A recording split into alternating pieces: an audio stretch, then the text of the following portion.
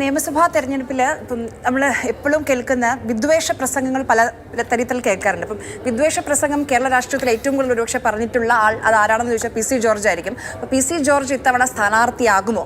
കഴിഞ്ഞ തവണ ജയിച്ചിൽ 7 തവണ MLA ആയ ആളാണ്. അപ്പോൾ ഇത്തവണ ബി ജെ പി പട്ടിക വരുമ്പോൾ, ആദ്യഘട്ട പട്ടിക വരുമ്പോൾ പി സി ജോർജിൻ്റെ പേര് പൂഞ്ഞാറിൽ തന്നെ ഉണ്ടാകുമോ എന്നുള്ളതാണ് എനിക്ക് പറയാനുള്ളത്.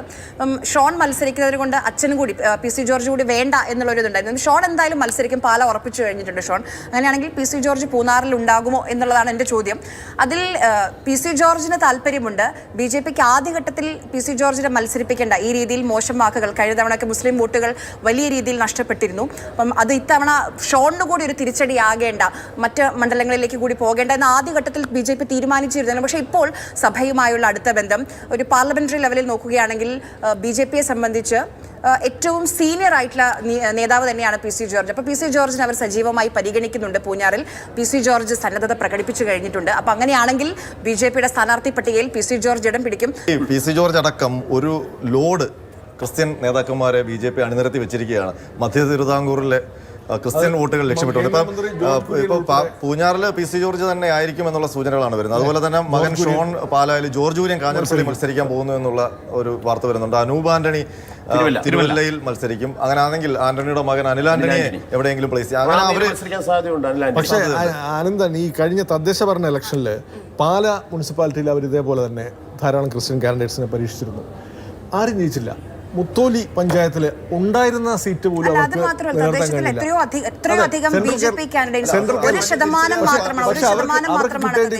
കിട്ടേണ്ടിരുന്ന അവരുടെ ട്രഡീഷണൽ വോട്ടുകൾ പോലും നഷ്ടപ്പെട്ടു. ഈ പറഞ്ഞ Christian outreach B J P തന്നെ വിലയിരുത്തിയിട്ടുണ്ട്. ഇപ്പം കഴിഞ്ഞ തദ്ദേശ തെരഞ്ഞെടുപ്പിൽ അവർ വിചാരിച്ചപ്പോൾ ആ തദ്ദേശ തെരഞ്ഞെടുപ്പ് ലക്ഷ്യമിട്ടുകൊണ്ട് കഴിഞ്ഞ കുറച്ചു കാലമായി സ്ഥാനാർത്ഥികളെ നിർത്തിയത് ബി ജെ പി ആണെന്ന് തോന്നുന്നുണ്ട്. അല്ല, ആ സമയത്ത് അതിനു മുൻപ് വലിയ ക്രിസ്ത്യൻ പ്രീണനം ബി ജെ പിയുടെ ഭാഗത്തു നിന്നുണ്ടായിരുന്നു. ഈ കേക്കുമായി പോകുന്നതും മതപുരോഹിതന്മാരെ കാണുന്നതും ഒക്കെ. പക്ഷേ തദ്ദേശ തെരഞ്ഞെടുപ്പ് കഴിഞ്ഞതിന് ശേഷം അതിൽ നിന്നൊക്കെ ഒന്ന് വലിഞ്ഞു. ആ ഡിസംബറിൽ ക്രിസ്ത്യൻ സ്ഥാനാർത്ഥികളെ നിർത്തുന്നു എന്നതിന് അപ്പുറത്തേക്ക് ഞാൻ ഇത്തവണ കാണുന്നത് 2020 എന്ന് പറയുന്ന ഒരു സ്വതന്ത്രമായ ഒരു മുന്നണി, അത് സ്വതന്ത്രമായ ഒരു പാർട്ടി, അത് ഈ മുന്നണിയുടെ ഭാഗമാവുകയാണ്. 2020ക്ക് അത്യാവശ്യം നല്ല രീതിയിൽ മധ്യ കേരളത്തിൽ ഒരു സ്റ്റാൻഡ് സാബു ജേക്കബ് പോയിട്ട് പ്രധാനമന്ത്രിയെ കാണുകയും. അപ്പോൾ സ്വാഭാവികമായിട്ടും അവർ ജയിച്ചില്ലെങ്കിലും പലരെയും തോൽപ്പിക്കാൻ ശേഷിയുള്ള ഒരു പാർട്ടിയാണത്. 2020 സ്വതന്ത്രമായി ഒരു പാർട്ടിയായി നിന്നപ്പോഴാണ് LDF-നും UDF-നും BJP-ക്ക് എതിരായിട്ടൊക്കെ സ്വതന്ത്രമായി നിന്നപ്പോഴാണ് അവർക്ക് ഈ പഞ്ചായത്തിൽ പിടിച്ചെടുക്കാൻ കഴിഞ്ഞത്. ഇപ്പോൾ NDA ഘടകകക്ഷിയായി 2020 പോകുമ്പോൾ അവരുടെ അണികളിൽ എത്ര പേര് ഇപ്പം തന്നെ ചോർന്നു പോയിട്ടുണ്ട്. അത് നമ്മൾ കാത്തിരുന്ന് കാണേണ്ട കാര്യമാണ്. അത് നമുക്ക് മുൻപിൽ ആവശ്യമില്ല. നിലവിലുള്ളത് വെച്ചാണല്ലോ നമ്മൾ എപ്പോഴും സംസാരിക്കാം. എല്ലാ മതവിഭാഗങ്ങളിൽ നിന്നുള്ള നേതാക്കന്മാരും 2020 ഉണ്ടായിരുന്നു. അപ്പം അതിനകത്ത് ഇപ്പോൾ BJP-യിലേക്ക് വന്നപ്പോൾ അതിൽ നിന്ന് കുറച്ച് ആൾക്കാർ, BJP-യുടെ രാഷ്ട്രീയം ഇഷ്ടപ്പെടാത്തവരൊക്കെ അതിൽ നിന്ന് പിൻവാങ്ങുകയും ചെയ്തു. പക്ഷേ എനിക്ക് തോന്നുന്നത് ഈ മധ്യ തിരുവിതാംകൂറിൽ ഇങ്ങനെ ഒരു കുറച്ചുകൂടി അക്സെപ്റ്റബിലിറ്റി ഉള്ള, അല്ലെങ്കിൽ നേരത്തെ തന്നെ ക്രിസ്ത്യൻ കമ്മ്യൂണിറ്റിയുമായിട്ടൊക്കെ അടുപ്പമുള്ള നേതാക്കന്മാരെ രംഗത്തിറങ്ങുമ്പോൾ അത് BJP-ക്ക് ഗുണം ചെയ്യുമെന്നാണ് എനിക്ക് തോന്നുന്നത്. അല്ലാതെ BJP-ക്ക് ഗുണം ചെയ്യുമോ ഇല്ലയോ എന്നുള്ളതിനപ്പുറം നഷ്ടമുണ്ടാക്കും എന്നൊരു ചോദ്യം കൂടെ അതിനകത്ത് പ്രസക്തമാണ്. ഇപ്പോൾ ക്രിസ്ത്യൻ ബെൽറ്റിൽ പരമ്പരാഗതമായി UDF-ന് നേട്ടമുണ്ടാവാറുണ്ട്. പക്ഷേ ഇത്തവണത്തെ ഒരു സവിശേഷമായ സാഹചര്യത്തിൽ UDF-ന് മാത്രമല്ല, കാരണം LDF-ൽ ജോസ് കെ മാണി നയിക്കുന്ന ഒരു പ്രബല വിഭാഗമുണ്ട്. അപ്പോൾ അങ്ങനെയൊക്കെ നോക്കുമ്പോൾ ഇത് ആർക്ക് നഷ്ടമുണ്ടാക്കും എന്നൊരു ചോദ്യം കൂടിയുണ്ട്. കൂടുതലായി BJP ക്രിസ്ത്യൻ വോട്ട് പിടിക്കുകയാണെങ്കിൽ ആരുടെ വോട്ട് ബേസിൽ നിന്നാണ് കുറവുണ്ടാവുക? അതെങ്ങനെ റിസൾട്ടിലാണ് അതുകൂടി പ്രധാനമാണ്. 2021 നിയമസഭാ തെരഞ്ഞെടുപ്പിന്റെ ലിസ്റ്റ് അനുസരിച്ചാണ് നമ്മൾ പരിശോധിക്കുന്നതെങ്കിൽ കോട്ടയത്തും എറണാകുളത്തും മലപ്പുറത്തുമാണ് LDF-ന് സീറ്റ് കുറവുണ്ടായിരുന്നത്. ബാക്കി 11 ജില്ലകളിലും LDF-ന്റെ തേരോട്ടമായിരുന്നു. എന്നാൽ ഇവിടെ ഈ 3 ഇതിൽ മലപ്പുറം ഒഴിവാക്കാം നമുക്ക്. കോട്ടയം, എറണാകുളം ഈ രണ്ടിടത്തും ഏറ്റവും ശക്തമായി BJP ഇവർക്കൊപ്പം നിന്ന് ക്രൈസ്തവ സ്ഥാനാർത്ഥികളെ ഇറക്കി വോട്ട് പിടിക്കുവാണെങ്കിൽ അതിൻ്റെ ക്ഷീണം ഉണ്ടാകുക UDF-നായിരിക്കും. കാരണം അവരുടെ ജില്ലകളാണിത്. കോട്ടയമായാലും എറണാകുളമായാലും അത്യാവശ്യം നല്ല രീതിയിൽ ജയിച്ചുകൊണ്ടിരിക്കുന്ന ജില്ലകളിലാണ് ഈ വ്യത്യാസം വരിക.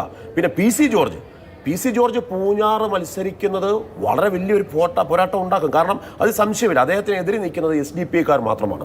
ബാക്കി പി സി ജോർജ് എന്ന് പറയുന്ന അതെ ഒരു മുസ്ലിം കൺസൾട്ടേഷൻ എന്തായാലും അല്ല, അതുകൊണ്ടായിരുന്നു അദ്ദേഹം 25,000 വോട്ടിന് ജയിച്ചിട്ട് പിന്നെ പരാജയപ്പെടുന്നത്. കഴിഞ്ഞ തവണ അങ്ങനെ മുസ്ലിം കൺസൾട്ടേഷൻ ഉണ്ടായ സമയത്ത് പോലും 40,000-40,000-ലധികം വോട്ടുകൾ അദ്ദേഹം പിടിച്ചിട്ടുണ്ട്. അതെ, അല്ല അത് ഞാൻ പറഞ്ഞത് അത്രയും നാളും അവിടെ നേരത്തെ പറഞ്ഞില്ലേ ഇതുപോലെ വിദ്വേഷം പറയുന്ന ഒരാളെന്ന് ആര്യ പറഞ്ഞു. പക്ഷേ അദ്ദേഹം പല സ്ഥലങ്ങളിലും ആ നാട്ടിലെ ഒരു വർത്തമാനമാണ് അദ്ദേഹം പറഞ്ഞുകൊണ്ടിരിക്കുന്നത്. ആ രീതി മാറി കുറച്ചുകൂടി പൊളിറ്റിക്കലി ഓഡിറ്റ് ചെയ്യപ്പെടുന്ന സമൂഹമാണ് ഇന്നത്തെ കാലത്ത്. ഇപ്പം ഗാന്ധിജിയെ കുറിച്ചൊക്കെ പറയുമ്പം ഗാന്ധിജി എന്ത് ചെയ്തു എന്ന് ഇന്ന് ഇപ്പം 3ാം ക്ലാസ്സിൽ 4ാം ക്ലാസ്സിൽ പഠിക്കുന്ന ഒരു കുട്ടിയോട് ചോദിച്ചാൽ കുട്ടി പറഞ്ഞു തരും എന്ത് ചെയ്തു. നമ്മുടെ രാഷ്ട്രപിതാവ് രാഷ്ട്രത്തിന്റെ സ്വാതന്ത്ര്യത്തിന് വേണ്ടി എന്ത് ചെയ്തു എന്ന് പറയാൻ അതൊരു ഡിബേറ്റബിൾ വിഷയമാണ്. ഞാൻ ഇപ്പൊ PC യെ സംബന്ധിച്ച് PC ജോർജിന് ഈ പറഞ്ഞ വർത്തമാനമൊക്കെ പറഞ്ഞിട്ട് ഒരു അക്സെപ്റ്റബിലിറ്റി ഉണ്ടായിരുന്നു. പക്ഷേ കഴിഞ്ഞ ഒരു 10 കൊല്ലം എടുത്താൽ അത് പോയത് നമുക്ക് കാണാം. എന്ന് മാത്രമല്ല പേട്ടയിലോ എവിടെയോ PC ഉദ്ഘാടനം ചെയ്തെന്ന് പറഞ്ഞൊരു ബേക്കറിയിൽ ആള് കയറാത്ത സംഭവം പോലും അവിടെ ആൾക്കാർ പറഞ്ഞിട്ടുണ്ട്. ഈ ഇരാറ്റുപേട്ടയിലെ ഈ പറഞ്ഞ മുസ്ലിം ജനവിഭാഗമാണ് PC-യുടെ എന്നും സപ്പോർട്ടേഴ്സ് ഉണ്ടായിരുന്നത്. CP സ്വതന്ത്രനായി ജയിച്ചത് അവരുടെ ഓട്ടം SDPI പുള്ളിയുടെ സ്വന്തം ആൾക്കാരായിരുന്നു. അപ്പോൾ അവരെ പിണക്കിയപ്പോഴാണ് ശരിക്കും PC അവിടെ പരാജയപ്പെട്ട് തുടങ്ങിയത് എന്നുള്ളതാണ് സത്യം. അപ്പോൾ അതുകൊണ്ട് എത്രമാത്രം BC-ക്ക് പറഞ്ഞ പോലെ BJP-യുടെ ഒരു എതിർപ്പിന്റെ ഭാഗമായിട്ടാണ് BJP-യുടെ വോട്ടും പിന്നെ അദ്ദേഹത്തിന് ക്രിസ്ത്യൻ വിഭാഗങ്ങളിൽ നിന്ന് എത്ര വോട്ട് സമാഹരിക്കാൻ കഴിയും എന്നനുസരിച്ച് ആദ്യം പാർട്ടി ഉണ്ടാക്കിയപ്പോൾ സെക്കുലർ എന്നാണ് എന്തായാലും എഴുത്തള്ളാൻ പറ്റില്ല. അത് നല്ല മത്സരം അദ്ദേഹം എന്താ PC ജോർജിനെ നമ്മൾ വിലയിരുത്തേണ്ടത് അദ്ദേഹത്തിന്റെ വീട്ടിൽ ഇരട്ടക്കുഴൽ തൂക്കും കൈവശം ഒരു പിസ്റ്റളുമുള്ള മനുഷ്യനാണ്.